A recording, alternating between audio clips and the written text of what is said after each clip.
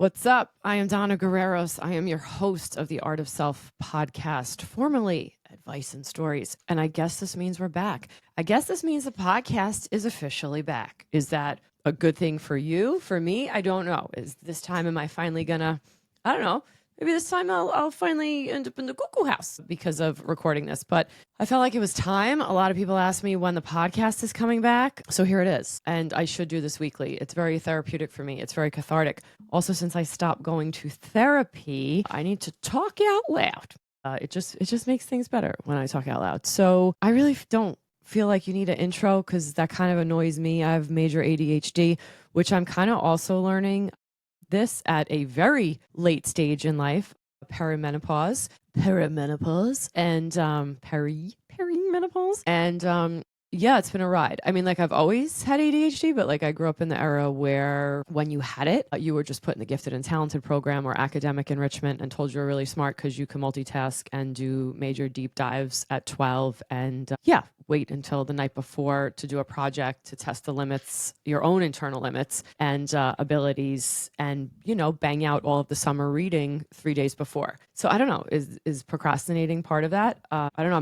I'm learning about myself at this age. Yeah, so I'm finding out a lot about myself at 44 years old. And a lot of things are the math's finally mathing, you know, when you figure it out that like the things you've been rewarded for that have burnt you out at the age of 44 that sometimes make it difficult to get out of bed and have made you so absolutely tired and exhausted that you were rewarded for most of your life, pattern recognition, which some people call it psychic, other people call it intuitive, empathic, being able to read other people's feelings, being able to take the temperature of the room before you actually enter said room, being able to multitask, being able to deep dive, being able to bounce from subject to subject like it's a ping pong match or an intense tennis match and keep up. Yeah.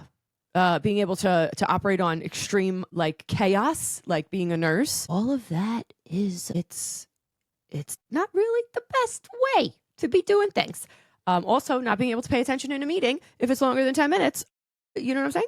But when the shit hits the fan, being able to take off the Clark Kent glasses and spring into action.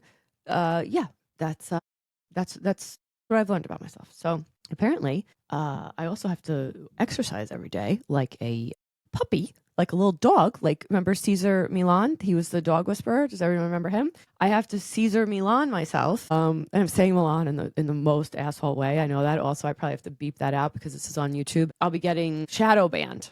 You know, that's what they do. This X is what they do I think I've talked about this before, in a film noir movie.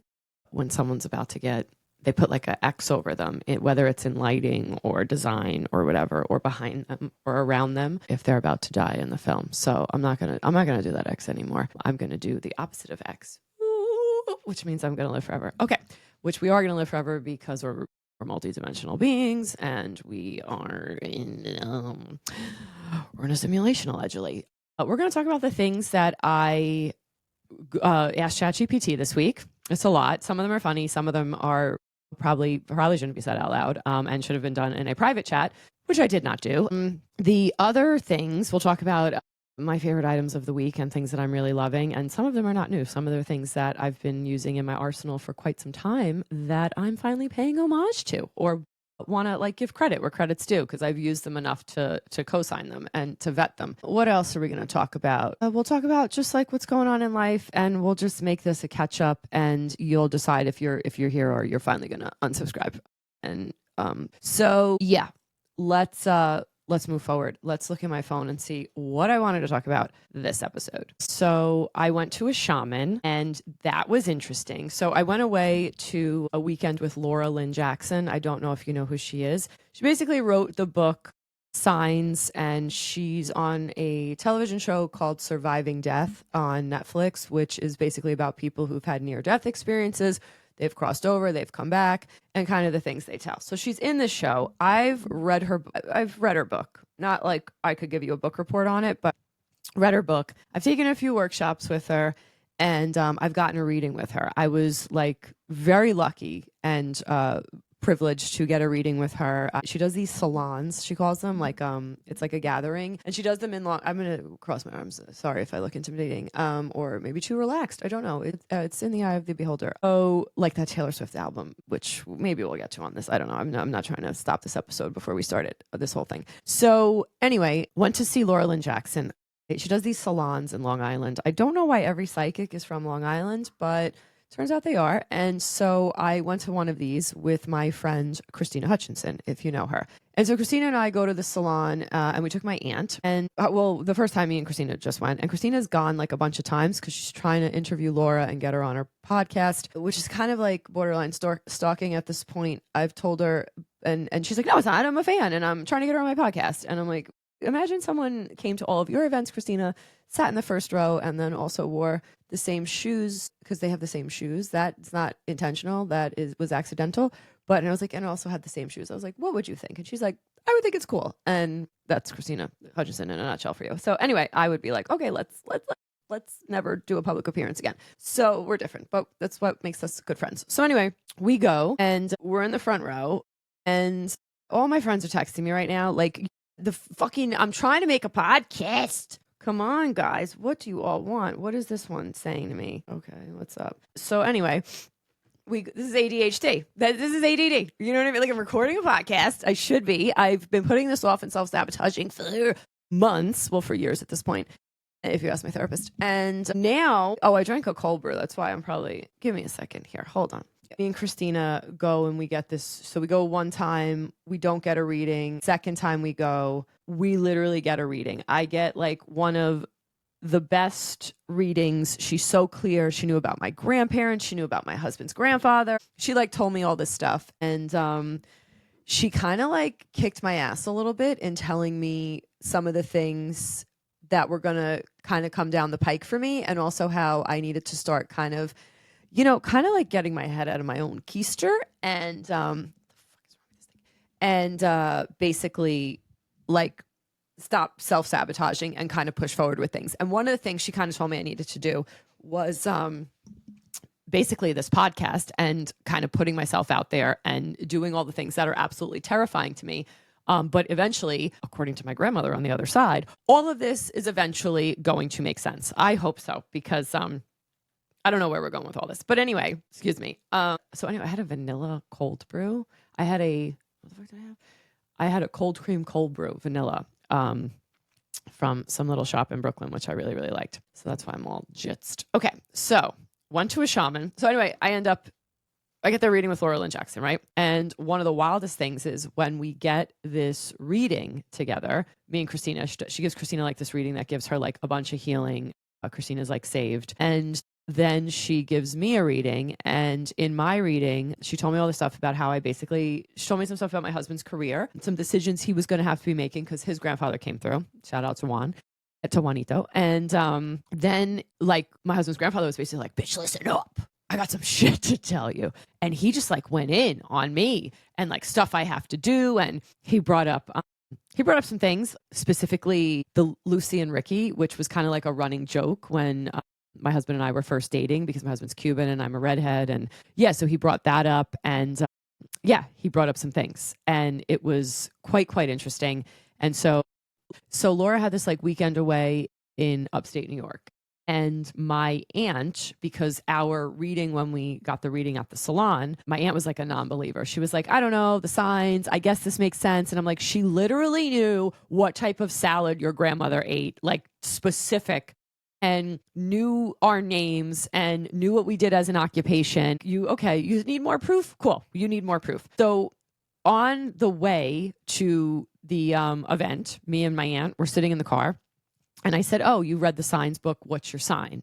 And my aunt says to me, oh, my sign is a heads up nickel. And I was like, oh, cool. I was like, my sign is a heads up dime. I said, and I used that to communicate with my grandfather. And this is not on my aunt's side of the family. This is on my mom's side of the family. And I was like, to communicate so she wouldn't like know about my communication with him. So she's like, what do you mean? And so then I told her how like we have this thing with the dime and I know it's him. And that's like my sign. So when a dime comes in or I see a heads up dime, like I know, what I'm supposed to be paying attention to. And I kind of know that's him being like, hey, don't fuck this up or abort mission right now. Get out of harm's way. So we talk about this and I said, oh, that's cool. And then like we go to the salon. And then on the drive home, we're in Long Island and my aunt is from New Jersey. And that's why this is important. So we're driving and all of a sudden we're literally like driving home and my aunt has this giant change bucket. Like it's a little obnoxious.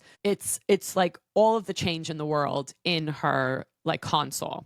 And so she has this thing there. Like, nobody needs this much change in their car. Like it literally looks like when you were a kid and you would fill up like old coffee cans with money.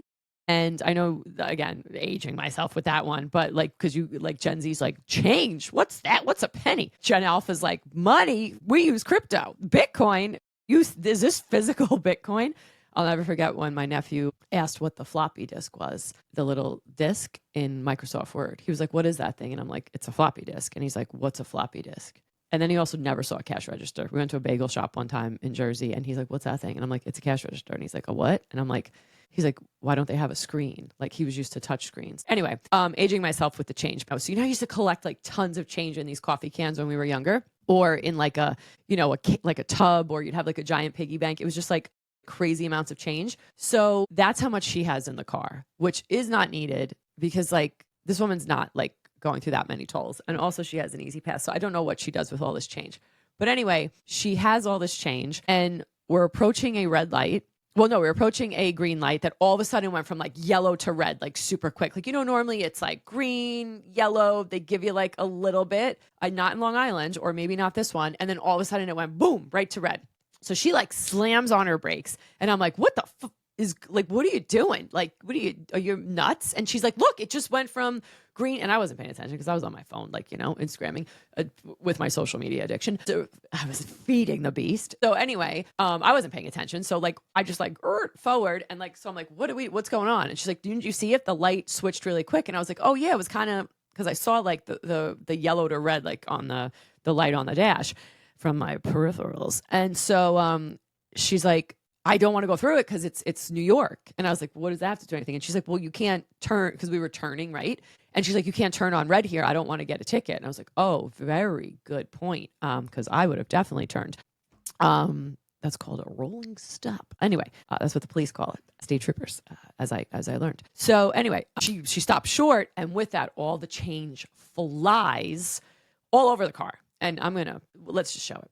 So we got the change all over the floor of the car, and this giant basket thing that she has all this money in, of course, like is on the floor too. So I go to pick it up, and when I pick it up, I put it back next to me to where it's supposed to go. And what, lo and behold, is in this change thing? Heads up nickel and a heads up dime. What? I'm sorry. The signs. So I'm like, Alice, you're not going to believe this. Like, look at this. And so we were at like another red light, I believe. And then she like looks and she's like, and I was like, do you believe now? And she's like, okay, now this is starting to get a little creepy. And I'm like, starting to get a little creepy. They're giving you the signs. Maniac, pay attention.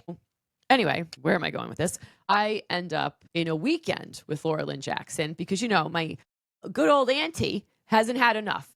She's there talking to her dead grandmother, knowing about the salad she eats, knowing our names, knowing what we do for a living, calling out our nicknames. That's not enough. Then we get the dime, and then we get the nickel in the car, right? With the change of the light real quick, which a little sus, okay? Maybe those the powers that be. And then what happens? Not enough. She needs more. So next thing you know, my ass is in the woods, in a cabin with no television, and cell phones frowned upon. Okay, so you already know. I'm in my own hell. Yeah, and no Wi-Fi except in the main house, okay? And we end up this place for a weekend to hang out with Laura Lynne Jackson. Privilege, honor, whatever. I appreciate it. But for the sake of the story, it has to be like a little weird. So anyway, we go a little deadpan. So no pun intended with that. So we go to see Laura Lynne Jackson. You do this like workshop with her. It's very great. She does these readings on people where, man, let me tell you something. This woman, Christina's right. Like, you watch healing in real time when Laura is like doing her thing. I mean, you got people who've lost people. You've had people who people have died tragically. They don't have answers. They've had really horrible relationships with maybe their parent while they were alive and never got that closure or never got that acknowledgement. And Laura kind of connects them and gives them messages, and it's wild. And then also all of us being together, there was like 400 of us in the room.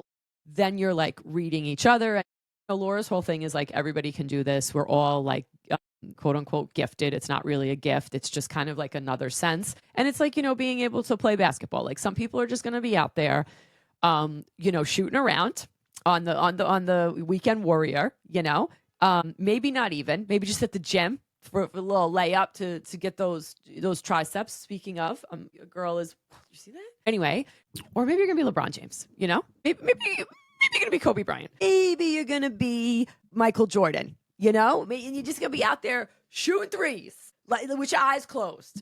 Not even from the half court. Like it's nothing. Like it's like brushing your teeth. Maybe you're going to be one of those people. So it's kind of, with practice, with a little bit more of a gift, with conditioning it, with strengthening it, with learning it at an earlier age, right? Like, someone who wakes up at 40, they ain't going to be the person who learned that they had they could shoot a layup at 7, that you have that ability. And so again, it's going to be your environment, who conditions you, who helps train that, who helps develop that in you, who tells you, no, we don't play basketball in this house. Stop talking to ghosts. We don't do that. So, and then you push that down. Let me take a drink here. Why is it in a jar like this? Please don't ask. Okay.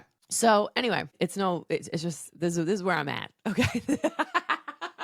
This is where I'm at right now. Yeah, this is a snapshot of where I'm at. So, all right.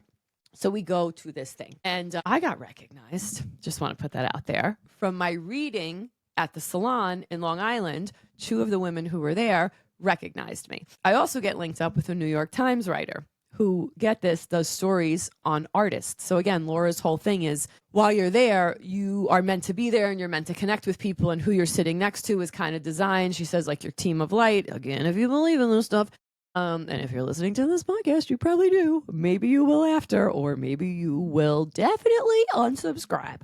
So she says we're all like supposed to link up with each other, and we're all supposed to sit around each other for a reason. We're all, and you're going to like connect with the right people, et cetera, et cetera. So I get recognized, kind of feel like a celeb. I was like, oh, you read my Substack? And the person was like, no, I remember you were with your famous friend at the last salon, and we tried to look her up. We couldn't find her, but we found you.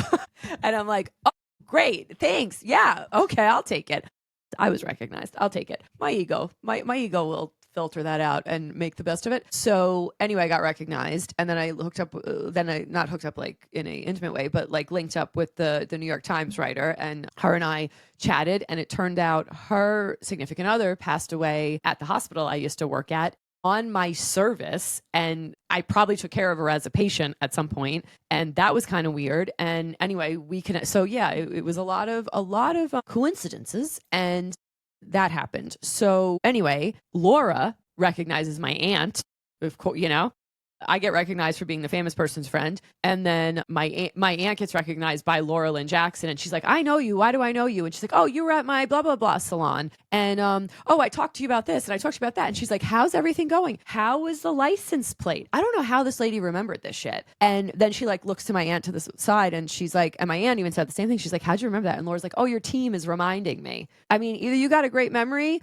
or the team's standing there, they have their little moment, and I'm bopping around. And while I was there, they had a shaman. And I didn't need a reading with Laura because I had already gotten a reading with Laura, and she helped me out a lot. And also I didn't embark on any of the shit she told me or take, part in any of the advice or do any of it. So I was like, I'm not really trying to get yelled at on like a mini vacation here. This is a retreat. So like, I don't need to be in front of my team of light hearing about how like, hey bitch, we told you 6 months ago to do your thing. What are you doing here? You got nothing? Show us something. So I didn't do that. So I was like, yeah, I don't need a reading. Plus there are people there who like really needed readings, and I felt very fulfilled, and I felt very satisfied. I'm not looking for answers right now. I kind of know what I'm supposed to do. I'm just not doing it. And also like through Laura's tools and stuff, I feel like I've learned enough on how to like communicate and, get the things that I need and the signs that I need and stuff. And if there's people there who need, more healing than me and more answers, or maybe are earlier on this journey of kind of trusting themselves and, breaking down that, okay, I'm going to maybe talk to the dead a little bit. They need it right now more than me. So I decided to dip for a little bit and go see this shaman. This shaman, let me tell you something. I've never been with a shaman before. And before I went to the shaman, she could either help you do an Akashic record, if you know what that is, or she could do a healing on you and like get rid of a block you have. So before I went, I was in my head of like, should I do the healing on the block or should I do the Akashic records? And I was like, I'm not really trying to have anybody like work on me right now. I feel like I've conjured up enough crap and emotions that I finally worked through. I feel like I've peeled back enough layers. Like, I emptied this house out enough. Like, I'm trying to put furniture in it. You know what I mean? Like, and that would be my soul and my aura and the things. I'm like, I feel like I emptied it out enough. I feel like we got rid of enough garbage. Let's get a coffee table. Let's put some stuff in here. So I was like, yeah, no dice. So I'll just go get the Akashic records, right? That's what you would say too. So I go do the Akashic records, and this lady, no lie, looks exactly like my fucking grandmother. Oh, there I go cursing again. Sorry. She looks just like my dead grandmother. And that kind of freaked me out. She had long red hair, curly. My grandmother's hair wasn't long, but long, like wavy red hair. She definitely looked like what I would expect a shaman to look like.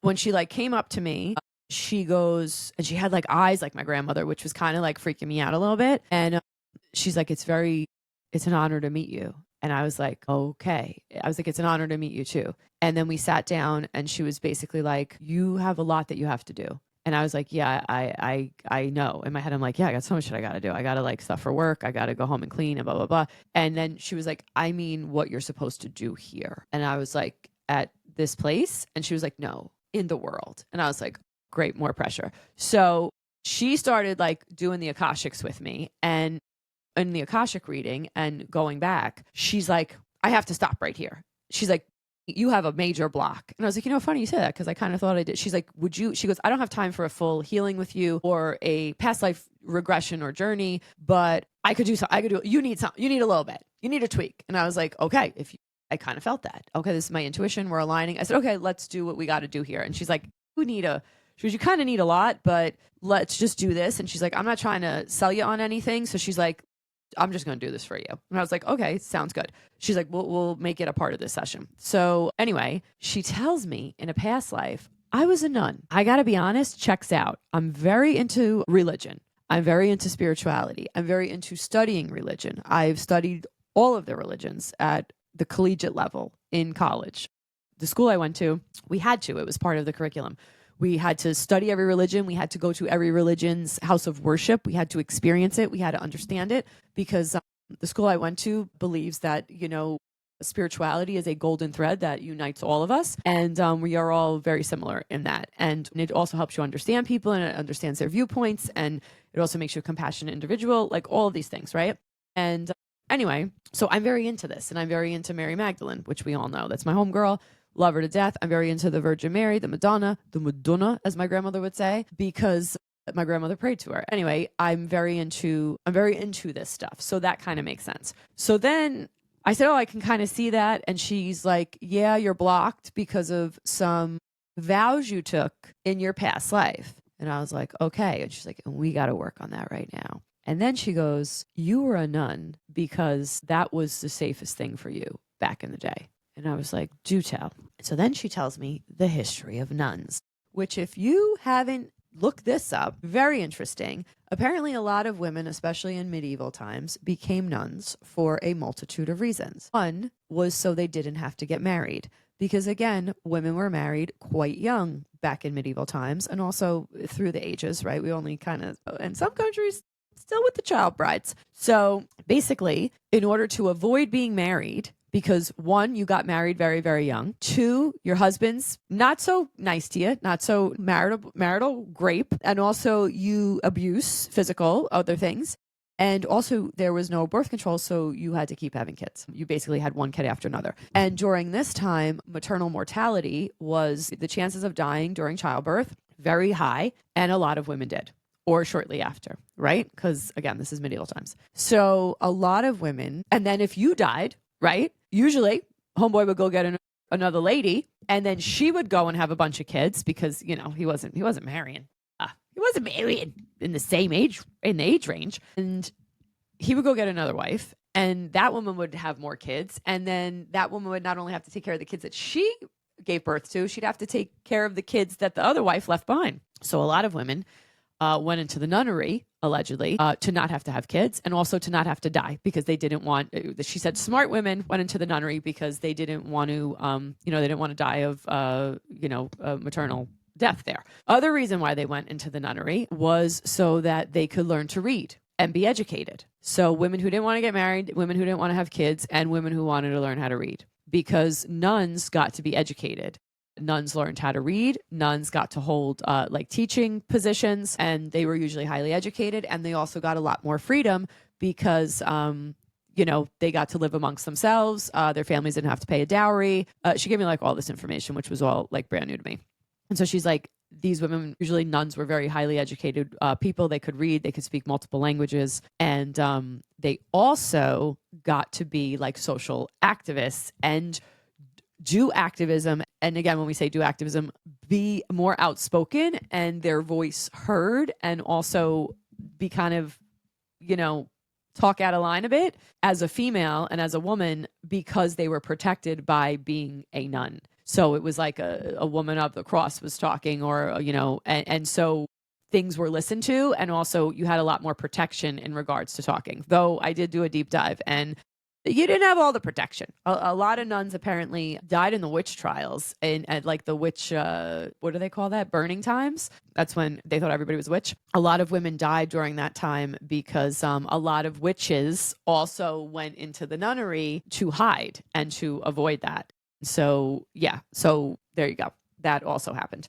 But anyway, I thought that was really interesting. So she's like, you were a nun in a past life. I'm like, okay, cool. This kind of checks out. And she kind of told me a lot of things. That was just a big eye-opening thing that I wanted to share, because I didn't know all of this stuff about nuns. And then she also told me that a lot of the witches went and became nuns. And that's why in a lot of these European monasteries and these European convents, and I learned this when I was in Italy recently, they have all of these different types of arnica salves and balms and creams and these tinctures, because a lot of the witches went and became nuns and brought these recipes and brought these healing modalities to the monasteries and to the monks. And a lot of monks also worked on these healing properties. And there are a lot of monastery, I was going to say monastatic, but I don't know if that's the word, monastery pharmacies throughout Europe that are still open. I went to one when I was in Italy, and I actually got some arnica balm and some stuff while I was there. And they grow a lot of the herbs on their property. They grow a lot of these things, a lot of the plants that they then deduce, I don't know, down into tinctures, and they make these things. And so a lot of this stuff was created during medieval times, and they would obviously give them to the community and the town, or treat them with these healings. And a lot of these healings did come from the witches who became nuns, allegedly. Yeah, I mean, you can fact check all of that, but that's what she told me. I looked up a lot of it, and it does. And then, that was quite interesting. So I went to her and got another confirmation where she was basically like, yeah, you got to go, you got to go do this podcast. She said that in more words than less. And it really, but I got the message. So here we are. All right. She also told me in a past life, I was a storyteller. And she's like, you have to go do that. And I was like, well, I do like talking. And I also like telling other people stories and kind of showing other people's lives and their successes or what they're doing that I think is really interesting. And she's like, yeah, you need to be doing this. So basically I brought this podcast back. That was the long of it. I brought this podcast back because Laura Lynne Jackson, my husband's dead grandfather, and the shaman told me I had to do it. And I'm like, yeah, how did you know that? And she's like, I'm a shaman. You dumb bitch. I know everything. So yeah, that was quite interesting. So that's why I started the podcast, because a shaman, my husband's dead grandfather, and Laura Lynne Jackson basically told me I should. So you're all suffering because of that. But I will say, if you are going through any grief, and I I have a few friends who are right now. Look into Laura Lynne Jackson, read the book. It could all be placebo. It could be something that in 20, 30 years, we're all going to look back and be like, we're all dumb. How do we not see this? How do we not know this? You know, they may come out and say you're living in a multi-layer simulation. We don't really die. Like, you know what I mean? This is just like something we're moving through till the net. Like, you don't know what's going to come out. These people may be applauded or they may be considered, you know, absolute lunatics. But regardless, Laura, I like her.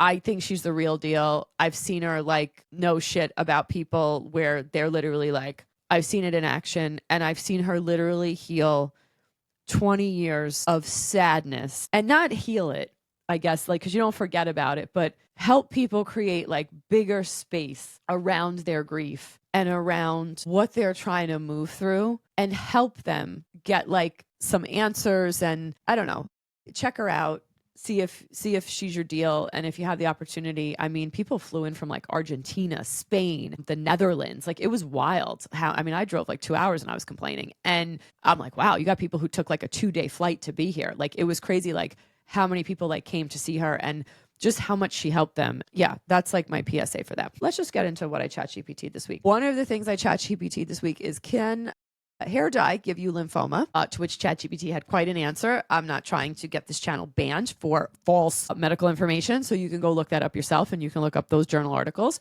But anyway, ChatGPT gave me my confirmation that I needed to try this henna thing, which I've been wanting to do because I've been growing out my gray hair. If you want to comment below and let me know what we think. I've been growing it out. It's the problem is it's only gray in like 2 areas, here and here. And I kind of feel like I look like Paulie Walnuts from The Sopranos, and I don't know. It could be a vibe, or I could also look like Storm from X-Men, but it could be a vibe, or it could be a huge, like, what was she thinking? Maybe sound off and let me know, but I am in the process of looking for henna. The other thing I asked ChatGPT, I sound like my dad when he's like, oh, you should text Mex your brother. And I'm like, you mean text message him? The other thing I asked ChatGPT about this week, why does my blanket smell like piss? I swear to God. I typed in, why does my blanket smell like piss? ChatGPT was like, what kind of blanket? Can I ask you what your blanket? It's like, well, so ChatGPT first was like, did you urinate on your blanket? Did an animal urinate on your blanket? And it asked like real, like, common sense questions. And I was like, I have no animal. No, I did not urinate on my blanket. It just smells. So then it was like, what is the blanket made out of? And I said, the blanket it's a handmade crocheted blanket from a family member. And then ChatGPT was like, is it made of synthetic, is it made of like synthetic yarn, or is it made of wool? I'm like, babe, there's no sheeps here. You know, maybe if we go to Ireland and get the hair dye, we can get a nice sheep wool blanket. This is, so I literally typed back, this is yarn from Michael's craft store. And also, so then it said, so it like confirmed, because, you know, ChatGPT loves a good confirmation. So this is a synthetic yarn, acrylic, whatever, blah, blah, blah. And I said, yes. And it said, how long have you had the blanket? And I put, I've probably had it for 10 years. It asked me when the last time the blanket had been washed. Said maybe the last time I was sick, so maybe like a year ago. Like, this is a blanket we keep on our couch. Like, it's not like I'm sleeping on this thing every day. So I was like, maybe a year ago. And then ChatGPT basically broke down how when you have synthetic yarn, sometimes it breaks down and it releases this smell that kind of smells, I guess, like piss. I don't know. That's basically what it told me. And then it told me how to clean it. But I didn't do that yet. I just have it in a bag in my hallway and that's on my to-do list and thing to do. I did ask that. All right, what else do we got? We'll do 3 for this episode. Oh, the last thing I asked it this week, and I have to read this one because my brain's fading. The cold brew is done. Is it normal that I have to take photos of everything to remember? Am I broken? Okay, reason why I asked this question. I can't remember what I did yesterday, what I did last week, though sometimes I will get like a flashback. Like the other day, I was eating these wafers from Trader Joe's. Amazing, by the way. Maybe I'll put that in my things I'm loving this week in a second. But I found these little wafer things from Trader Joe's, and I've been knocking those back, even though I'm not supposed to. Like, I'm not drinking lattes like a lunatic anymore. Also, the lattes, they were like, turns out the oat milk was killing my hemoglobin A1C. It was jacking that up the roof. Like, I wish, like, my 401k But instead it was, killing my sugar, had me in horrible insulin resistance. I mean, that wasn't the only thing. I've been eating like a divorced dad, see my stories, you see my Instagram. I've been eating this whole summer.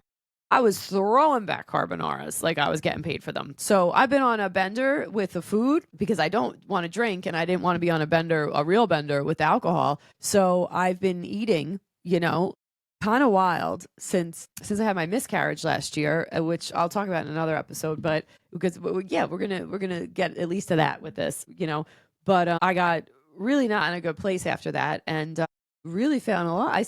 I never was a comfort in food person.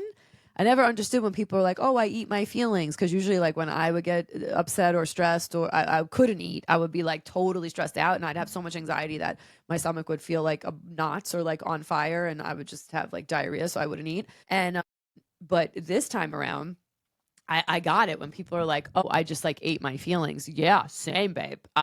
My head was starting to look like a cartoon moon, like like the emoji, like that. I'll show. You want to see it? Like, let me get. Let's. I know I got something here. I'm sure.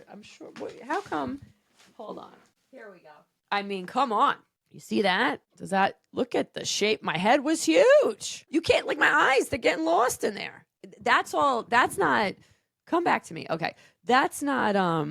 That's not even weight. That was all inflammation. That was all like, insulin resistance. That was all, yeah, matcha lattes and oat milk lattes and trying to stay awake and cortisol out of control. I mean, look at my head now, right? This isn't even a good lens. Like, no offense to my husband, this is his setup, but this isn't even like a lens I would choose for this. I'd be using an 80. What is this? A 2.8, 28 to 70. If I was shooting this from, like, I set this up, I'd definitely have like a 85, 90 on there to freaking squash, make my head a little skinnier.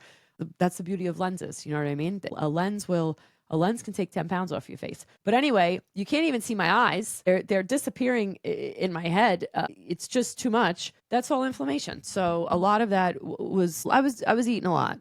And so I feel you. I see you. Anyone who says like, like one night I text my girlfriend and I was like, I just ate a whole pint of Ben and Jerry's. And I'm like, I can feel it. Like, I was a cardiac nurse, right? So like, I was like, I could feel the plaques in my art. Like, this is not good. She messaged me and she messaged me back? She goes, once you do it, you don't do it again. And I was like, really? And she's like, you did it? She's like, we've all been there. She's like, yeah, I've been there. She's like, and you do it? And she's like, you just never do it again. She's like, you eat a whole pint over a couple of days. She's like, don't get me wrong. Like, that's going to happen. Or she's like, you eat a whole pint over a day. She goes, but once you kind of have that moment where you sit there and you eat an entire pint of Ben and Jerry's, she's like, in sitting and in like an hour. I mean, I did it in like an hour.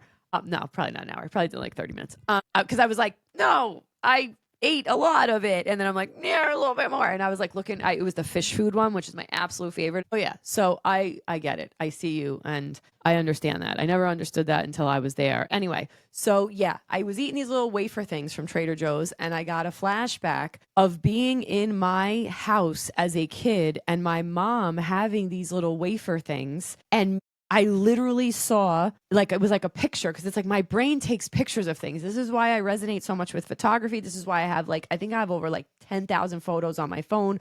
I have hard drives out there in the living room, like stacked of like, I think we're at like 40,000 photos already. It's a little much, but I can see a photo and I can click right back and I can close my eyes and picture I can picture the image in my head. Like cause sometimes I'll tell myself, I'm like, oh, take a mental snapshot of this.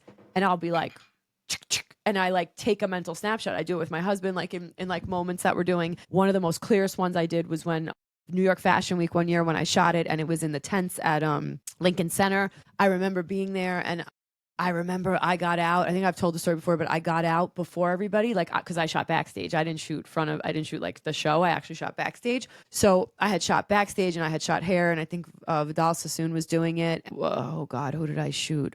Oh God, really fancy dresses. Maybe Reem Acra? I don't know at the time, but I did back of house, and that was like what I was known for, and I'm very good at shooting that and like kind of creating like a FOMO, but also making you feel like you're there at the same time, because it's kind of, and I think that's because I'm good at shooting that, because that's kind of how I am, right? Like I'm in a moment and I'm experiencing it, but a lot of times I don't know if it's like the disassociation from the overwhelm of it. So like I don't get nervous. So it's like I'm there, but I'm not. So I think that's why my photography, like it portrays that and relays that in the images where people are like, oh wow, I feel like I was there. But then at the same time, you're like, man, I wish I was there. Like, cause that's how I feel a lot of times. I'm like, man, I was there and it was great. But I wish I was paying attention and I really was there. And it was like, no, you were there. You just were, you weren't allowing yourself to experience it. And that's it's called being present. I've been working on it for years. Anyway, all right. So, so I take these like mental snapshots, and I did that at New York Fashion Week, and I still remember it. Like I can close my eyes and I remember I like spun around and I saw the whole empty hall. And so I do this, like I take a lot of photos to remember things. And so when I was at the table, when I was eating the wafers, I got this flashback of being at my dining room table as a kid. I remembered the 3 tablecloths my mom had. She would put this like red tablecloth down that was made of cloth. On top of that would be a lace tablecloth. We are Italian.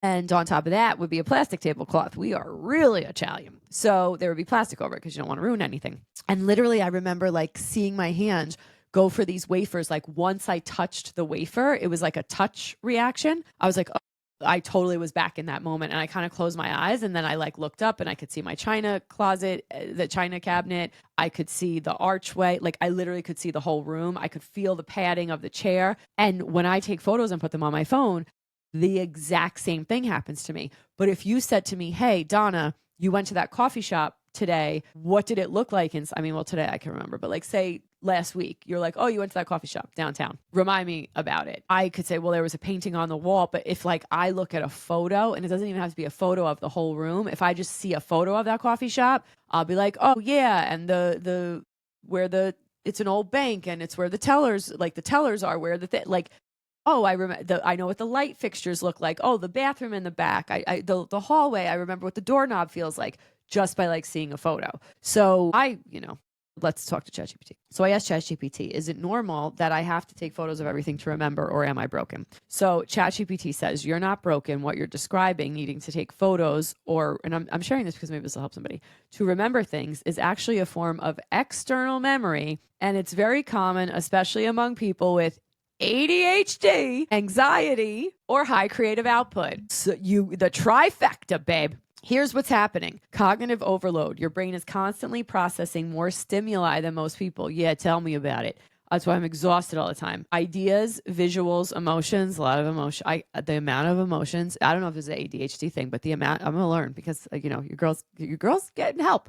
The amount of emotions I can experience in one day, sometimes I'm like, man, that was like experiencing all 4 seasons and every weather pattern in one day. Anybody else? Sound off in the comments. I want to feel like I'm not alone. You offload memories onto photos, which helps free up mental bandwidth. Yes, it's like a second brain for me. Visual encoding bias. Some people, especially visual thinkers. I mean, I am a photographer. I do learn visually. Like I got to see it in a class. I got to touch it. I'll pick it up in a minute. Retain information better through imagery than text or verbal recall. All right. So this would have saved me a really long time of failing and learning at things. Photos serve as anchors to jog context and emotion later. Can I tell you something? I love ChatGPT because it's like one of the few things that could keep up with my crazy, like fast brain. Stress and cortisol. When you're under chronic stress or sleep deprived, your hippocampus, the brain's memory center, doesn't encode details as efficiently. This is true. I will tell you, because when I'm really tired and jet lagged, I don't remember anything about the trip. Literally the first 3 days of any trip, I don't do any important shit the first 3 days. I just do what my husband wants to do because I'm not going to remember it anyway, unless I look at the photos. So I kind of just float around and he holds me by the hand and is like, let's go to a sneaker shop. Let's go look at old cars. Let's go to this coffee shop. Let's go eat this. And then by day 4, I'm locked in, baby. And then we're doing what I want to do. And then we're going to see the museums and I'm going to see the frescoes and I'm going to all of the pharmacies. And you're going to go look at paintings, whether you like it or not. So snapping a photo compensates for that gap. Because the hippocampus isn't working. Modern conditioning. The habit is also cultural. Yeah, my grandfather was a photographer. Phones became our prosthetic memory. We've trained our brains to store reference points externally. You can ease the dependence by experimenting. Ooh, I didn't read this far. You can ease the dependence by experimenting with a grounding and recall exercise. Before photographing, pause for 5 seconds and intentionally name what you're seeing. This cafe, red mug, rainy day. Later, try recalling the image before looking at it. This strengthens memory loop. Keep using photos if they help, but treat them as a supporting memory, not a sign of dysfunction. If you notice frequent forgetfulness that disrupts daily life, missing appointments, getting lost, forgetting conversations, that could signal attention dysregulation, not brokenness.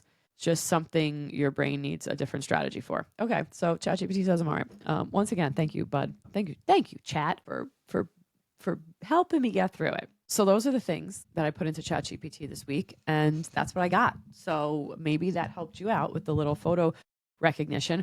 But now let's talk about my favorite items of the week, shall we? And then I think we can wrap this up. Also, if you subscribe to my Substack, that would be totally great. In my Substack, I have created, I call them the Donna's archetypes, which are kind of like, they're cooler than horoscopes, in my opinion. If cool is the word. If cool means cool, or if cool is aging me, then let's put a different one in there, a different descriptor.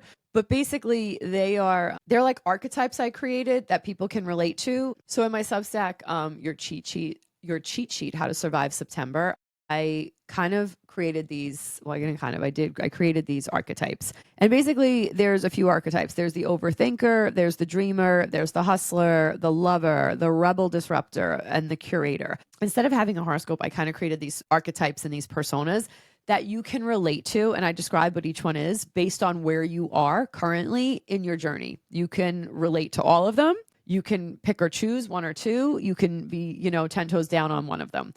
And kind of, I'll give you an example. So the hustler, someone who's busy 24/7, often chasing the wrong wins, always grinding, but rarely fulfilled or satisfied. Motto, if I just push harder, it'll work. So it's kind of like talks about the positive, right? Because usually hustlers have like this unbound energy, and you have the ability to like constantly refill your batteries and do more than a lot of people can do. But then you also may not rest, and you also may burn the candle at both ends. So it kind of looks at like the positive and the maybe shadow side of that. And then it gives you advice. If you subscribe to the newsletter, you will get them in your inbox first. Because everyone who subscribes to the newsletter, whether paid or not paid, you get everything before it goes on YouTube. You get everything before it goes live in the podcast for Apple or Spotify. And then paid subscribers get bonuses and get things before everybody else. And then you also have a monthly giveaway where I give away stuff. This month, we're giving away one of my favorite things. Did you like that segue? Gold Bond. This is my absolute fave. Hold on. This is my absolute fave. It is the Gold Bond Age Renew Neck and Chest Firming Cream. They are not paying me. They should, because I have gotten so many people hooked on this. So I've tried every neck cream. I'm also a fan, not gonna throw shade. I'm also a fan of the Perricone MD. I'll link everything below, by the way. The Perricone MD Cold Plasma Plus Sub D Neck. I really, really do like this one. I gotta be honest though. I stand so hard for this Gold Bond that I bought this thanks to a friend of mine who got me a discount for friends and family, because like, your girl's really on a budget. I bought this. It works. But for like 12, 13 bucks, this stuff, it's it. This stuff works, and there's so many people who stand for this, and you will see results from this. And I am so passionate about this that I'm giving this away. This is in October's giveaway for my Substacks. This month's paid Substack, I'm giving away a wristlet. It is brand new. Here's the packaging. It came from Coach. Bought it. And I bought myself one. That's kind of like what I'm doing with these giveaways. I buy myself something, and then I buy you something. So this is the current giveaway. So if you are a paid subscriber, you will be entered into this month's giveaway, which will be this, and the Gold Bond Neck and Chest, which are two things that I stand for and two things that I like. And I bought myself one. So I was like, let's buy the subs one. Let's give a little gift. Everyone deserves a little treat, So this is what you're getting, except yours will be in a box. And and shout out to last month's winners. We had 3 winners because I was celebrating. I was going to do it for a minute, and I was celebrating the 1-year anniversary of my Substack, The Art of Self. So, and now we got a podcast. We're building, babe. Let's move on to the next thing. You already know a girl stands for the SkinCeuticals AGE Advanced Eye. That's what we got right here. I could just put these things up on the thing because I'm holding them really awkward and they're kind of out of focus. So we got the SkinCeuticals AG Eye. I love this. I'm going to link everything below. I love this eye cream. I went back to this eye cream. I bought a bunch of eye creams when I was in Europe that were cheap, that were recommended compared to this. This stuff's expensive. I had another one. I was using what's it called? The Claude de Pau, whatever. That one, that expensive one. I got a sample. I got to be honest. The AG is better, I think. It doesn't smell either. I can't have stuff smelling by my eyes. I'm sensitive around there. And I've had no Botox or filler. So I think it works. I went back to it. I noticed a difference. It's good. It's worth this is worth the money.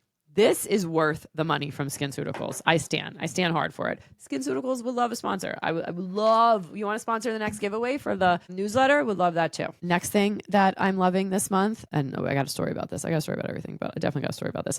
Look how much I've used this thing. The Charlotte Tilbury, the Airbrush Bronzer. Let me tell you something. This stuff, so this is over a year old and it's still going, and I pretty much use it like maybe 3 times a week. So I'm only getting at this point with it. So this product lasts. That was my point. Let's keep it moving, shall we? What's the other thing I stand for? Okay, we got 2 more things. Frownies facial patches. I use these things every night. I interviewed the next generation owner, CEO. I don't know what her real position is, but she's the next in line to be the owner. I interviewed her during the pandemic. That is going to be a bonus episode on, because I'm bringing back some of my old episodes of my podcast.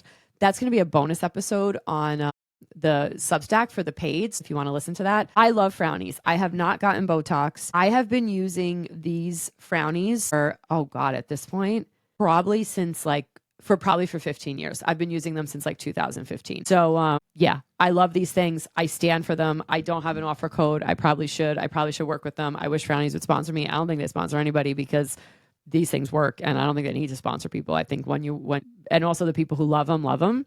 So yeah, you can listen to that episode with the owner, figure out if you want to buy them. But if I can get an offer code, I interviewed her, so I'm sure I have her email somewhere. That was like 2 years ago, but yeah, we'll try to get an offer code. Let's just do it. Okay.